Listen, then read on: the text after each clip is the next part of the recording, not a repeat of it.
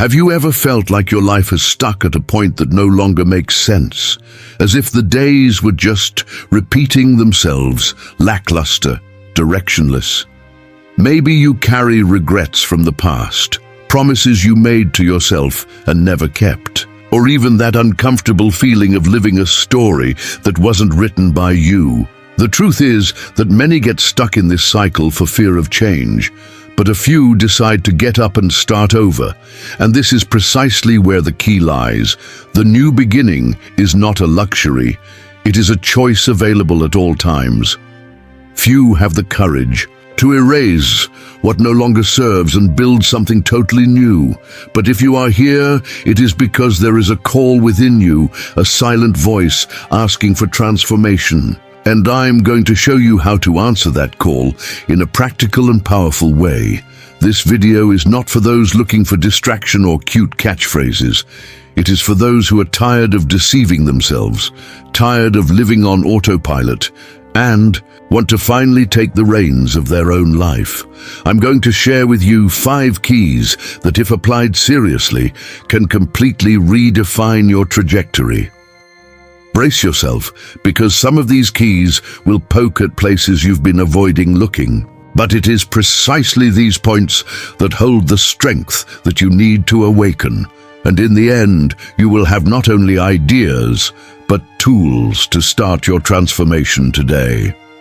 If this is the kind of change you are looking for, subscribe here to the channel and activate the bell, because this is just the beginning of a journey of self-mastery and evolution. Let's together find out how to restart your life from scratch and transform your story once and for all.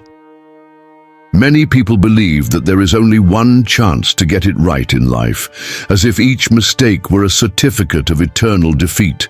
But the truth is different. It is always possible to start over. The new beginning does not erase the past, but gives the chance to resignify it. Think of someone who loses everything in an unsuccessful business and years later starts a new company based on the experience gained. He didn't go back to zero, he came back better. Starting over is not a sign of weakness, it is a sign of courage, because it requires admitting that the current life no longer makes sense and that something needs to change. It's like taking a wrong road. You can insist and get even more lost, or have the humility to make the return. This return is the new beginning, and those who have the audacity to do so open doors that previously seemed locked. The most interesting thing is that the new beginning does not need a set date, nor perfect conditions. It can start on any Monday, in a month without prominence, in a silent afternoon. What matters is the decision to look at yourself and say, "From today on, I choose differently." This is the turning point that separates those who only dream from those who really change. There is no shortage of examples. People who quit addictions after years of addiction, professionals who changed careers after 40, families who started again in another country without speaking the local language. What do they all have in common? The conviction that they were not condemned to repeat the same script eternally. So, when you wonder if there is still time, remember, as long as there is breath in your lungs, there is an opportunity to start over. The past may have even left scars, but it is precisely these marks that make the new chapter more true. The question is, will you accept the opportunity, or will you continue to carry a story that no longer serves? No new beginning happens without a firm decision. It's like being in front of 2 doors.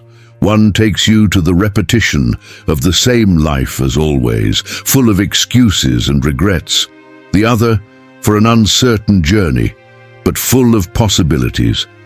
The difference is not in the difficulty of the path, but in the courage to choose, not least because not choosing is already a choice to stay where you are. Making this decision is not just a quick thought, it is an internal commitment. It's looking in the mirror and admitting that you can't live on autopilot anymore.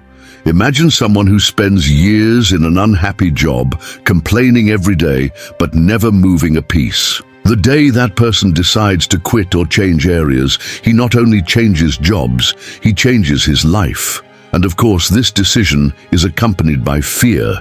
The brain screams, what if it goes wrong? What if I lose what little I have? But the question you should ask is, what if it works? What if I find that I can do so much more? Great transformations begin in this internal dialogue where faith needs to speak louder than insecurity. It is worth remembering that no one will decide for you. Friends can advise, family can give their opinion, but in the end, it is your signature on this invisible contract with the future that defines everything. This is the most liberating and at the same time scariest part. No one can take the wheel of your life but you. So when doubt arises, remember, continuing on the same road also carries risks.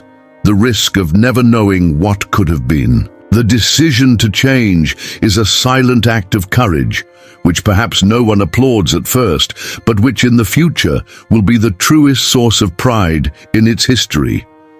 Before any real change, it is necessary to stop and look within. Taking a personal inventory is like opening the drawers of your own life and facing everything that is stored there. Forgotten talents, fears that still control, habits that no longer make sense. It's an exercise in brutal honesty, because it forces you to see both your strengths and weaknesses. Think of a merchant who, before opening a new business, needs to evaluate the inventory. If he doesn't know what he has, he runs the risk of buying too much or lacking in the essentials. In life, it's the same. Without clarity about what you already carry, how can you know what needs to change? This inventory reveals internal resources that you often underestimate, as well as weaknesses that require attention. The problem is that many people avoid this process. They prefer to believe that they are fine like this, so as not to deal with the pain of the truth.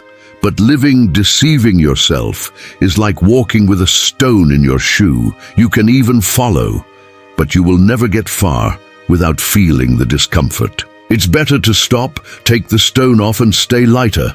A good practice is to write in 2 columns. On one side, your strengths, on the other, their weaknesses. Strength can be discipline, ease of communication, empathy. Weakness can be procrastination, lack of organization, fear of exposing yourself. Putting it on paper already brings clarity and creates a map for the next step.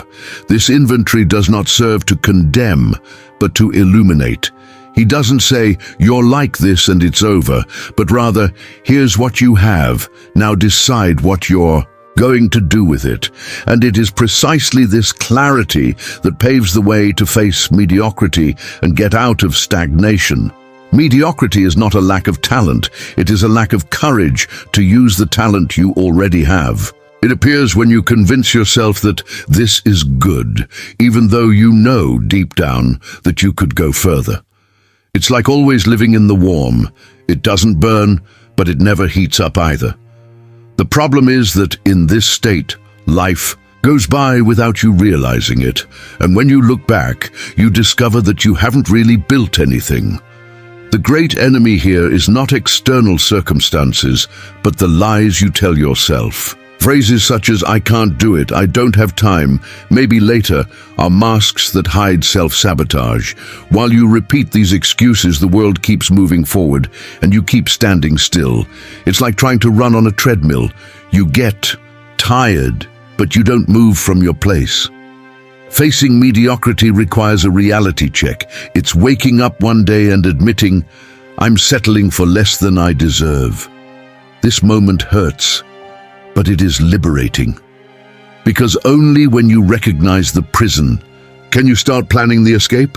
Pretending that everything is fine may bring temporary relief, but it will never bring fulfillment. A practical example.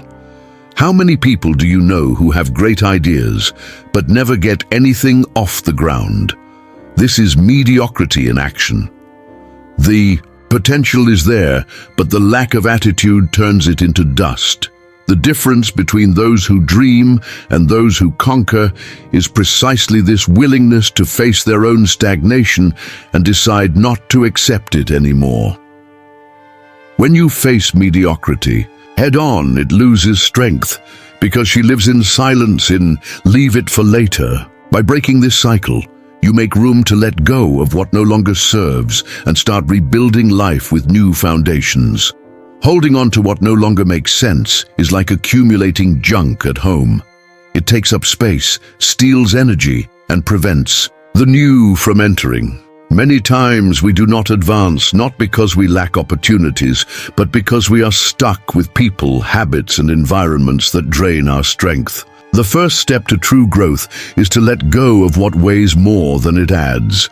This could mean ending friendships that only exist for convenience, abandoning addictions that weaken the body and mind, or even leaving places where you no longer feel alive. It's hard, I know, but necessary. Think of a tree. To bloom, it needs to shed its dry leaves in the fall. You are no different. Letting go is also an act of trust. Trust that by letting go of something that doesn't serve you, you'll make room for something better. It's like emptying a suitcase to be able to travel lighter. At first it is scary, because we are attached to what is known. But once you experience lightness, you realize that you didn't need so much baggage. A simple practice is to list what wears you out. People who only complain, habits that steal time, places that leave you exhausted.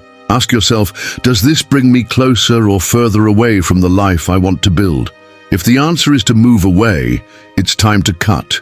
This filter can be painful, but it is transformative.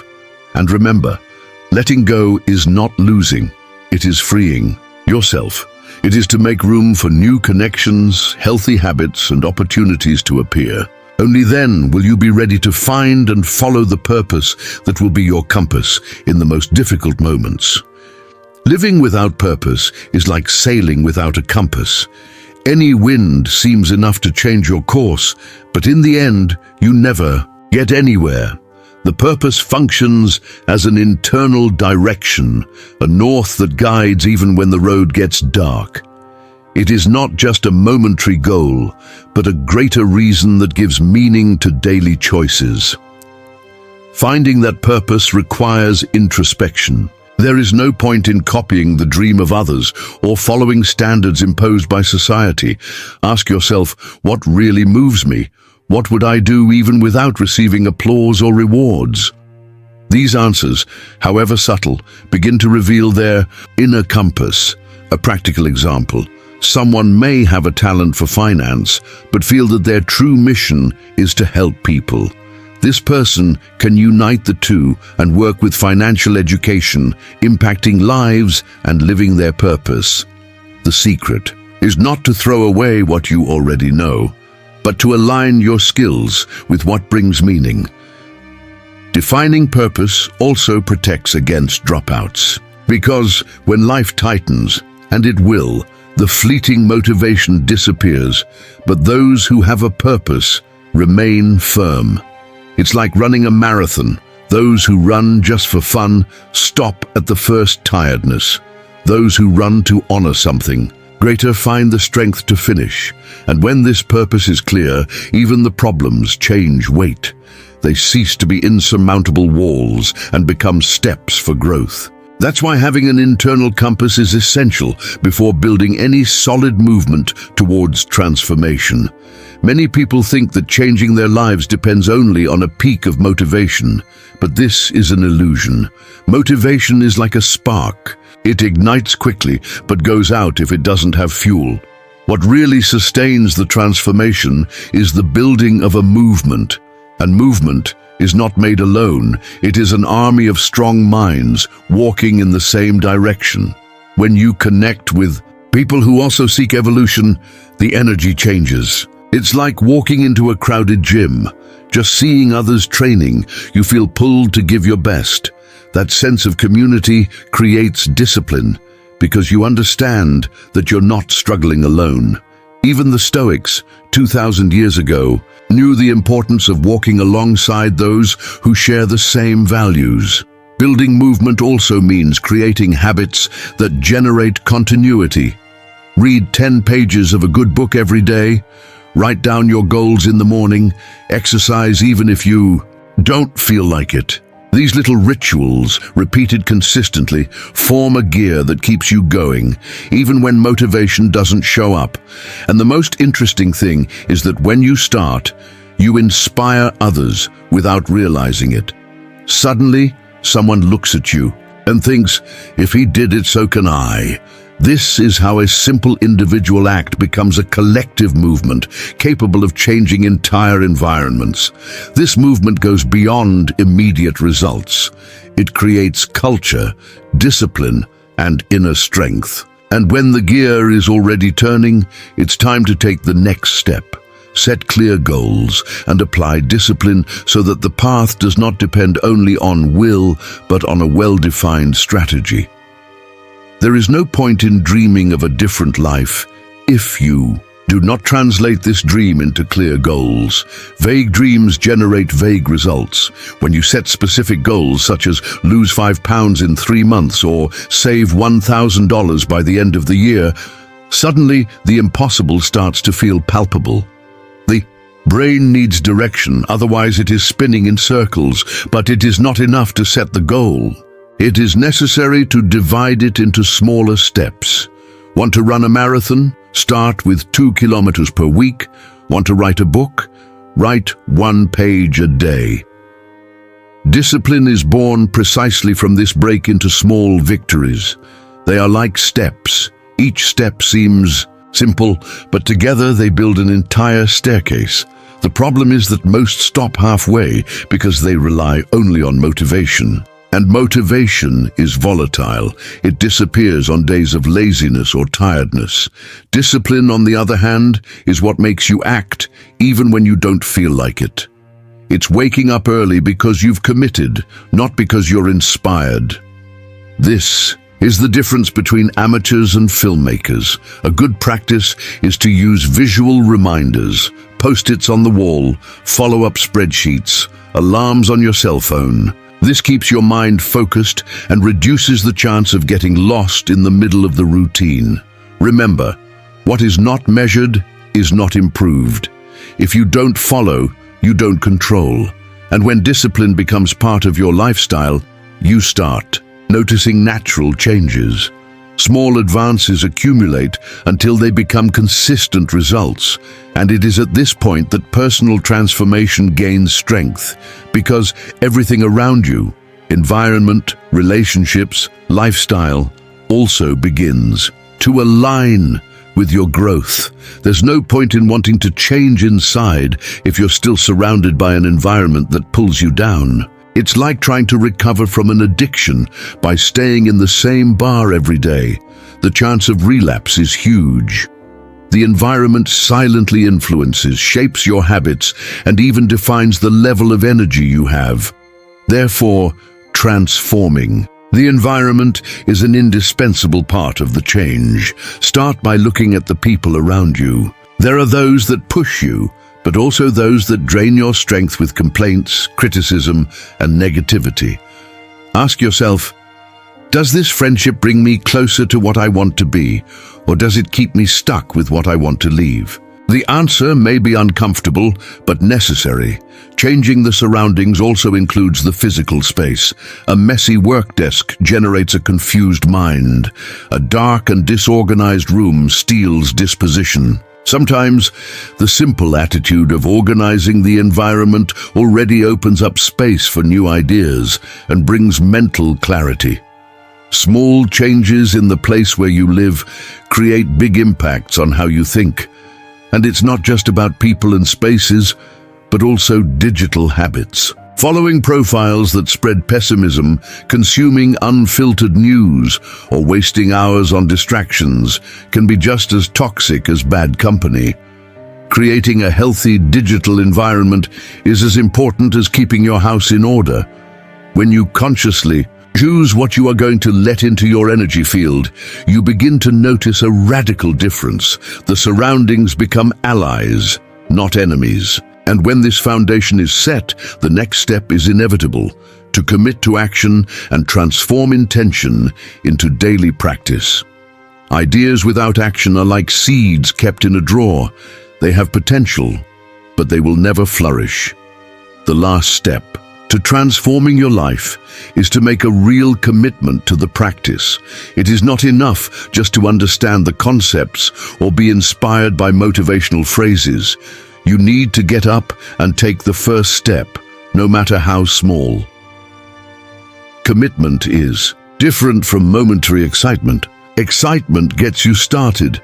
Commitment keeps you going even on days when everything seems against you. It's like training on a rainy morning. Those who depend only on will stay in bed, but those who are committed put on their sneakers and go because they know that discipline builds results. One practical technique is to state your decision publicly. It can be for a friend, a support group, or even on social media. When you share, you create external responsibility, and this increases the chances of sticking around. But remember, commitment is not with others, it is with yourself. Applause helps, but what really counts is the word you give to yourself. Another point is to understand that stumbling blocks are part of it. You may fail one day, but commitment keeps you coming back the next. It's like falling off your bike. It doesn't mean you don't know how to pedal, just that you need to get back on it. Mistakes only turn into failure when you decide not to try anymore. And when you make that commitment, your mind starts to change. Every little action becomes proof that you're on the move. This is where theory becomes practice, and the new beginning is no longer an idea to become reality. This is the turning point that defines those who only dream and who really transform their story. Now that you've gone through these 5 keys, the question is, what are you going to do with it? Will you leave the content stored in your memory as another good reflection, or will you put into practice even today at least a concrete step towards your new beginning? The decision is in your hands, and every small action can be the beginning of a larger transformation.